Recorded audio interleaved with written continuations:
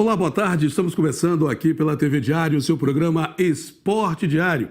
E a partir de agora você vai ficar sabendo de tudo o que acontece no mundo esportivo, que também vai acontecer, né? O que aconteceu e o que vai acontecer nesta terça-feira. Tem o jogo do Vasco da Gama, a gente vai estar destacando aqui o Vasco da Gama jogando contra o Ceará, o Vasco tentando colocar mais 3 pontos acima do segundo colocado do Campeonato Brasileiro da Série B, falar sobre a situação do Pelé, que é o atleta do século, mas está com dificuldade de locomoção e seria a pessoa ideal para ascender a pira olímpica, mas devido a problema de locomoção pode não acontecer. O campeonato estadual que a gente aqui ontem estava destacando que poderia já na quinta-feira acontecer, o americano tem que entrar com uma medida cautelar para tentar fazer com que os jogos aconteçam, uma vez que o Itaboraí entrou na justiça novamente para brecar a realização do triangular final da competição. Isso muito mais aqui no seu Esporte Diário. Eu estou recebendo aqui no estúdio o Thiago Braga, remador de Campos, né, um jovem que tem um talento fantástico. A gente estava aqui conversando antes de começar o programa, dá para fazer um programa de 40 horas com ele, porque é muito bom o papo, um papo agradabilíssimo, vocês vão poder conferir. Obrigado, boa tarde pela sua presença aqui no nosso estúdio. E vamos falar sobre Olimpíadas, falar sobre seleção brasileira, falar sobre os remadores que vão estar disputando no Rio de Janeiro essa Olimpíada. Boa tarde, obrigado pela sua presença. Boa tarde, estou muito feliz pelo convite e é um imenso prazer estar aqui. Boa tarde, público. E é isso, estou feliz por estar aqui, tenho muita gratidão, voltar para Campos, poder treinar aqui e poder terminar minha faculdade aqui, isso é uma coisa maravilhosa. Sendo patrocinado pela faculdade ainda, né?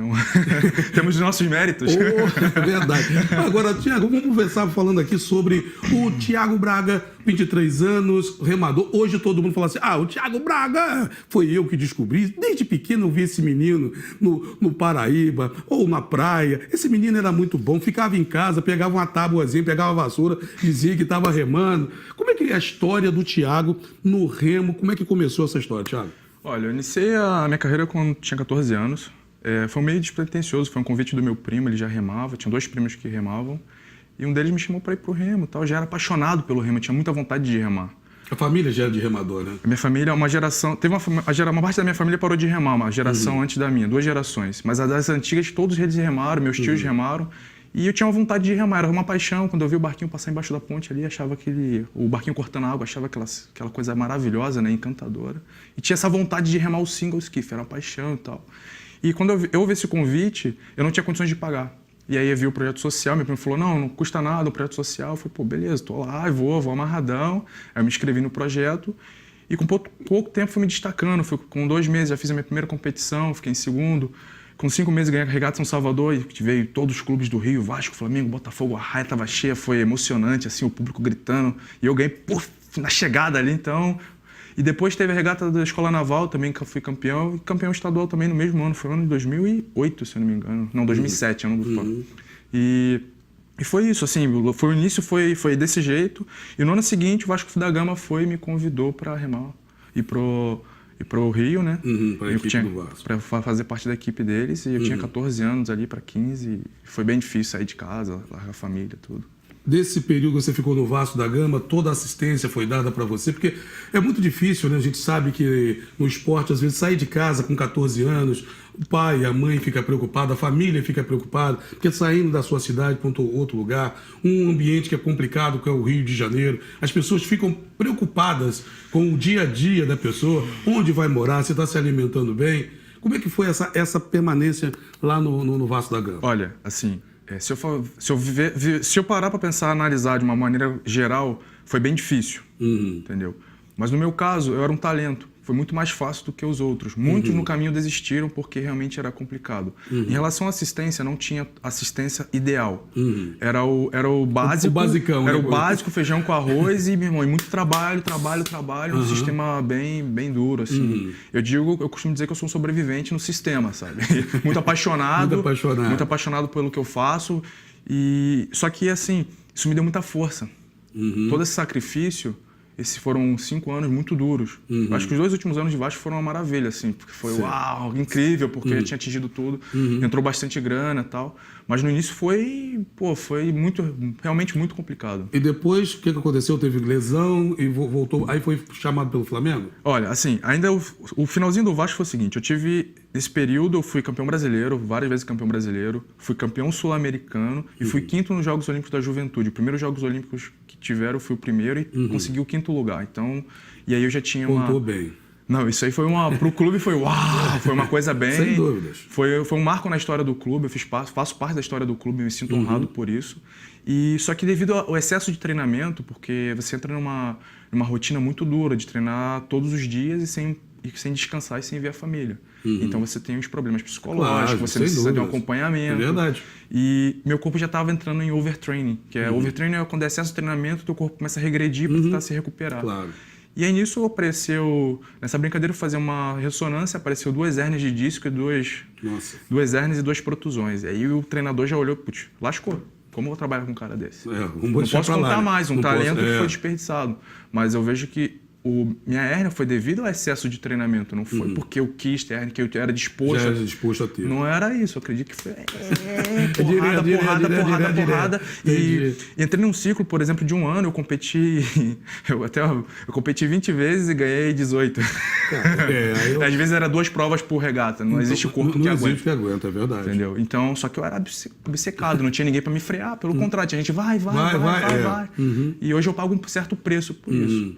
Quando eu voltei para casa, tive os problemas no clube, voltei para casa e com 1 mês e meio o Flamengo me chamou. E aí no Flamengo foi uma coisa bem diferente, né? Foi quando eu entrei no banheiro, eu assim, saí do inferno e fui pro paraíso. Mas a sensação foi essa de início. Porque a estrutura que havia era incrível. Todos tinham um suporte, tinha massagista, fisioterapeuta, psicólogo, tinha nutricionista, tinha tudo. O Flamengo dava tudo, suplemento alimentar. Eu ficava assim, nossa, eu não preciso fazer mais nada, só preciso remar. Só que eu já não tinha tanta motivação para remar como eu remava pelo Vasco, devido à decepção, algumas coisas e tal. Mas aí eu falei, vou fazer o seguinte, vou fazer um feijão com arroz bem feito, como eu tenho toda essa estrutura voltada para mim, é só remar. E aí eu voltei pro Flamengo, despretensioso, comecei a treinar, melhorando, as dores começaram sumindo devido ao tratamento. E aí eu comecei a treinar mais e entrei na seleção. Fiz uma seletiva maravilhosa, quando ninguém esperava eu entrar na seleção. E aí eu quebrei todo mundo nas eliminatórias, fiquei em primeiro teve a eliminatória para o Mundial, eu entrei no primeiro dia, fiz a primeira colocação, depois no segundo dia, primeiro de novo. No último dia também fechei com chave de ouro, também com tempasso. E aí entrei outra vez na seleção, o Flamengo pagou minha transferência, que era bem alta a transferência naquele ano. E aí eu voltei pro cenário nacional. E aí acontece, meu apelido no Brasil todo é Galo. Galo de Campos, meu apelido. É o Galo de Campos. Galo de Campos. E aí foi bacana que acontece que as pessoas já tinham desacreditado, diziam que era um talento que havia se perdido. E aquela coisa muito negativa, né? Só que eu nunca escutei ninguém, sempre fui maluco. Não escuto ninguém, vou fazer o meu. E eu fiz o seguinte, treinei, entrei bem e os caras falaram assim, caraca, o Galo renasceu das cinzas, quase uma fênix. É verdade. E é essa coisa que, sabe, você tá embaixo e batalhar para voltar, sabe? Não achar que o fundo do poço é o pior lugar do mundo. Quando eu tava no fundo do poço, eu simplesmente ficava tranquilo, esperava as coisas se acalmar, na hora que eu houvesse a brecha, eu entrava. E aí, esse foi um grande diferencial. Parabéns. Agora, vou falar um pouquinho sobre a seleção brasileira de futebol. Depois a gente vai voltar a falar rapidinho sobre o Remo. A gente sabe que você está lá, você vai ser um dos cicerones aqui no Rio de Janeiro para as equipes que você compete, né, do Mundial que você competiu, vai dar uma de guia turístico para muitas equipes. O que você acha da seleção brasileira, né, nessas Olimpíadas? Tem condições de ser campeã, já que se fala-se muito da pretensão do Brasil, isso tira talvez a chance dessa vontade demais de ganhar o ouro, pesa na hora da seleção brasileira, Thiago? Olha, eu acredito que assim, pelo que eu já vivi dentro de um comitê olímpico, né, eu tenho alguma experiência assim, de uma visão diferente. O comitê olímpico tem uma certa divergência com a CBF. Então não é interesse da CBF ganhar uma Olimpíadas, antes não havia. Devido a seleção brasileira... Uma briga interna, né? Sempre foi porque são 2 órgãos diferentes, entendeu? Cada um tem seus patrocinadores e tal. Só que agora é uma diferença. O Brasil não tem apresentado tão bom o futebol nas últimas competições. É a válvula de escape. É a válvula de escape, é a Olimpíada dentro de casa. Eu acredito que os caras vão vir com tudo para ganhar. Meu irmão, dentro de casa, com a torcida em cima, os caras vão quebrar todo mundo. Essa é a minha percepção. Temos o Neymar ali na frente também, já está dominando as coisas. Eu acredito que a seleção brasileira tem grande chance. reais chances de trazer o ouro para a gente. Agora, voltando a falar também sobre seleção brasileira, só que agora a seleção brasileira feminina de futebol, o técnico Vadão deu uma declaração que foi muito interessante, que eu também acho que é isso, né? Que ele falou sobre o Brasil ganha o ouro no feminino. Amanhã as escolas vão ter time de futebol, ou seja, as meninas vão ficar empregadas. Porque, infelizmente, no futebol tinha assim, né? Futebol feminino se reunia, jogava e depois todo mundo dispersava. Aquelas que tinham talento, como Marta, a Cristiane, a Michael Jackson, a Formiga, tinham um clube de fora que contratavam. Mas a maioria das meninas ficavam desempregadas. Porque não tinha clube, não tinha clube para jogar, não tinha competição para disputar, e aí tinha que fazer outras coisas. Você acredita que ele deu a declaração correta? Ou seja, não adianta ganhar se o projeto não continuar. É isso? Eu concordo plenamente com ele. O Brasil tem potencial gigantesco no esporte. Isso é visível. Precisamos juntar o público com o privado para fazer coisas boas. Porque assim, nada funciona. No mundo todo é assim. É público, privado e universidade. Porque na universidade estão as pesquisas. Verdade. E aqui no esporte precisa fomentar. Eu acho que a visibilidade que vai dar dentro do país, um futebol feminino e vencendo, acho que as escolas vão ter que abrir vão ter que abrir mais times de futebol feminino, porque existe uma demanda, as pessoas se espelham mais nas jogadoras e acredito que elas podem ser jogadoras profissionais. E vai ter que haver uma preparação muito grande, uma capacitação dos profissionais da área, porque é complicado hoje em dia você formar bons profissionais. E só que é uma coisa que é a longo prazo, né? Temos que avaliar se é a longo prazo, médio prazo ou curto prazo. Agora, aproveitando o lado do Thiago, administrador. Eu não podia deixar o gancho, né, irmão? Pois é. Né?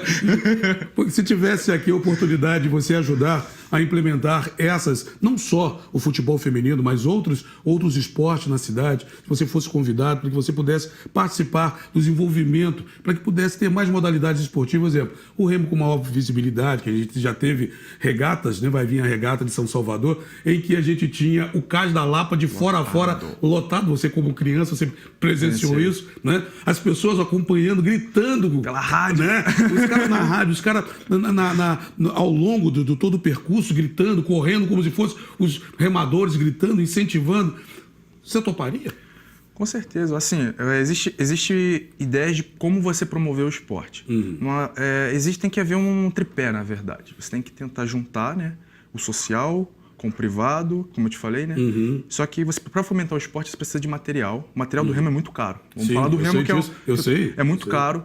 Mas você tem como, se você conseguir, pessoas consigam fabricar barcos na cidade, você consegue fomentar isso. Você precisa atrair o público de classe média alta, porque a classe média alta ele vai pagar as mensalidades, ele vai estar apaixonado, vai estar envolvido pelo esporte, porque o remo é um esporte coletivo, individual, então ele tem muitas vertentes ali, trabalha o teu cérebro de uma maneira incrível, e aí essas pessoas que pagam as mensalidades vão simplesmente, uma parte do dinheiro tem que ser deslocado para a equipe, e aí você consegue fomentar o remo e a coisa criar uma proporção muito maior. E essas pessoas que remam são as pessoas da alta sociedade, essas pessoas vão atrair mais patrocinadores, então você cria uma cadeia, aquela coisa vai girando e vai crescendo. Um esporte para mim que vai crescer muito na cidade, no mundo todo, é o stand-up.